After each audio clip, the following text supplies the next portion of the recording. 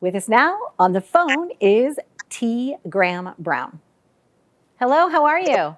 I am well. How are you?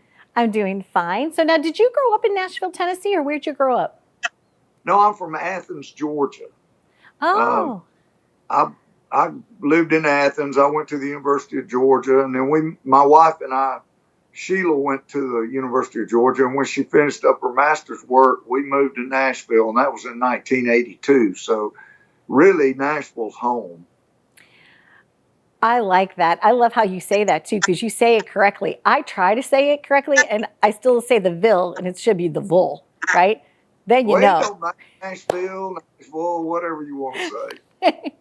What was that? What was the music scene in country music when you arrived there? What was it like then? Wow, that's a great question. It was more old school, I would say. Music Row was actually the center of everything. Now it's kind of spread out all over town. There's, record label headquarters, downtown, just spread out much more. But all the publishing companies were there on Music Row, and Music Row consists of two streets. There's 16th and 17th Avenue. That's the hub of it. And you just could run into everybody. You could just about get in any office that you wanted to. You could just walk in the front door. Now there are guards, armed guards everywhere. It's just way more strict, I guess you'd say. It was very, very laid back. Everybody knew each other. Everybody hung out together. All the artists were all friends with each other. So I don't really know what it's like now to be an artist that's having hits out there. It's just a whole different universe, with the internet, with all the streaming platforms, and we just didn't have that back then. We were in the cassette days. Well, someone that works on our team here, Lou Vaccarelli, helped with all of those different formats, like from LP to cassette, and then there's 8-track, and then there's digital audio tape, and there's all of these different things. Did you keep your vinyl collection? Do you, like, you personally, what type of music do you still like to listen to?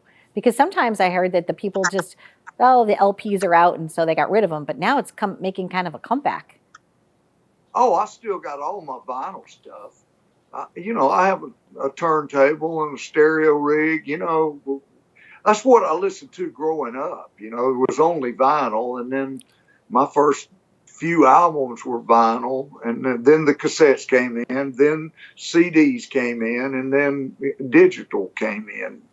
But today I have been listening to Sirius XM. Tom Petty has a channel called Buried Treasure, and the late great Tom Petty plays all this blues stuff. So that's what I've been listening to all day, is blues and old school soul music. I remember a very special Christmas in my past, and I watched his special. It was on the television, and I so enjoyed his music as well. So you're a fan of his, fan of other people. Are there people that you met in those early days of country that continue to be your friends now? Like maybe you have a barbecue together or something like that? Oh, all of us. A lot of my friends have passed away. Merle Haggard. I'll tell you what, I came up in a beautiful era of country music. I got to work with, get to know, tour with what I call all the one name people: Willie, Waylon, Merle, George and Tammy, Loretta and Conway, Kenny and Dolly, all those folks, and a lot of them have passed away. But the ones that are still around, we're all friends. Vince Gill's a great friend of mine. I know Garth. I know everybody basically, except I don't know many of the new guys and girls. But I'll But see them they at the know Grand Ole you. Opry. That's what I was going to say. But they know you. A lot of times I have been interviewing young up and coming artists, and so many times your name comes up. And that probably, you don't get a chance to know that, but just letting you know, that happens. So people admire you, they respect you, and they really truly care for you. And I think that is important nowadays, is to kind of realize that we all start somewhere. When you were growing up too, who were some of the people that you kind of, I don't know, idolized, or you really enjoyed their music?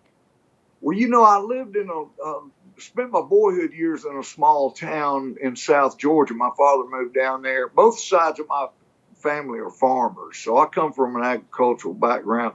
But my father moved us down to this little town called Araby, Georgia. It had 300 people, and our backyard backed up to the railroad tracks, and the railroad tracks separated all the black people and all the white people lived on one side. It was just the way it was in the 60s. And I used to have my bedroom window open, and the first band I ever heard, real band, was the Black Church. They had, drums, keyboards, bass, guitar.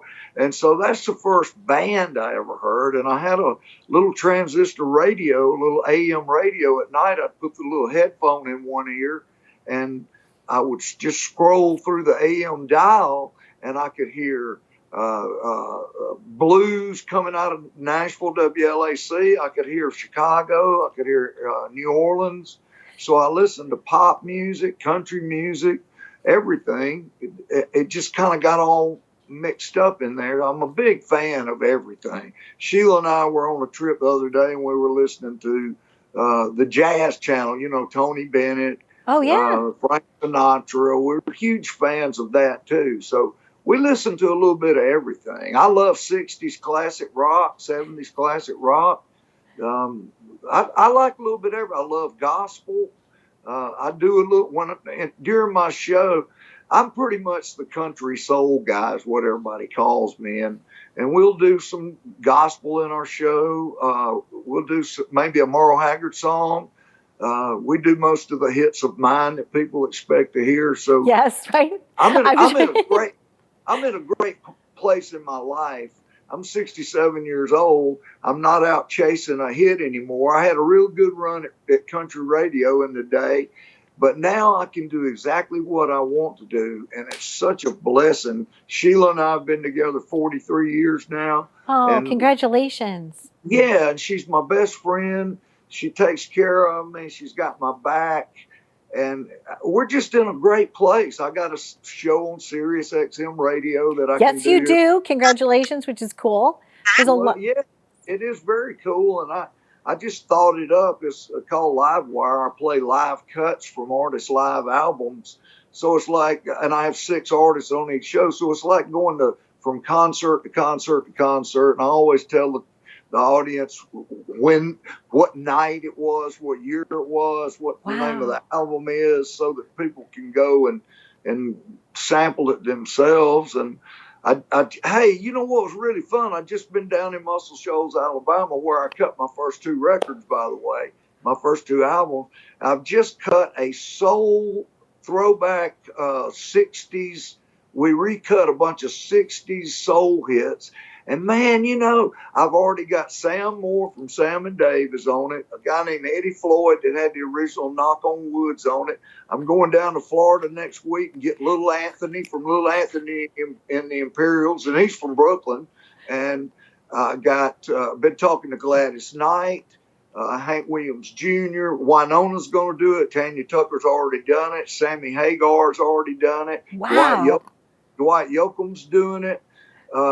Travis Tritt, I think, is going to do it. So it's just turned into this real cool old throwback soul project. So, like I said, I get to do whatever I feel like doing. And if shows come in that we want to do, we'll take a show. Or if it's something we don't really want to do, we'll pass on it. Next week, I'm going to be at Dolly Parton has a resort in Pigeon Forge, Tennessee, and we're going there for a 3 days, a sit-down show, a songwriter series, and we're just having fun, man. I'm telling you, I got a bus and a band, and we just go out and have fun. And I believe that that's what it should be about. When you're born with a talent, right? Not everybody's given a talent. Some people are given book sense. Some people are given a little bit of both. Some people are given common sense. But when you're born with a talent, when you can play an instrument, when you can use your voice, when you can write a song, I think that it was given to us, meaning, I like to sing, certainly not, I'm nowhere near, I'm not a professional singer, but I like to sing. But I feel like when we're gifted a talent, that it's our mission and our responsibility almost to share that gift, right? And that's what you do so well. you know, Sheila and I's whole philosophy is we try to do what we think God wants us to do. And I had a deal where I went through this drug and alcohol problem for a long time, but I was able to get sobered up, and I wrote this song called "Wine into Water" that's helped a lot of people. So Oh, Sheila yes, and it I, has. Yes. our we have this little ministry of our own, and it's to help people get sober and stay sober. And you would not believe the messages I get from people on our Facebook page. I get emails. It shows people come up to me and you know, open their heart to me. And I'm just trying to help some people out, you know. Sometimes I'll even pray with somebody in the line, in the autograph line, you know, that I'll pull them close and you know, say a prayer because they're telling me about their son, their daughter, themselves, their spouse, you know, and it's so cool to be able to help people. I tell people, Donna, I got the greatest job in the world. I get to make people happy for a living, and it's just a wonderful feeling. It certainly is a wonderful feeling. And I just thank you for spending some time with us today because I was really just looking forward to talking with you and things. So thank you for your music. Thank you for your time. Thank you for your talent. And wish you all the best and happy journeys to you. And you know what? Yeah, let's just keep loving on people and let's just keep making the world a good place. Well, let me say one more thing before I forget it, because Sheila would want me to say this. We got an autobiography coming out this summer that's going to tell a lot of cool stuff. So I just want people to know that that's coming out too. Excellent. We'll have somebody send one to me and we'll have you on the show again. We'll have both of Definitely. you on the show. Definitely. All right. Yeah. Thank you so much. Bye bye. God bless. Bye-bye. God bless you too. Bye bye. Bye.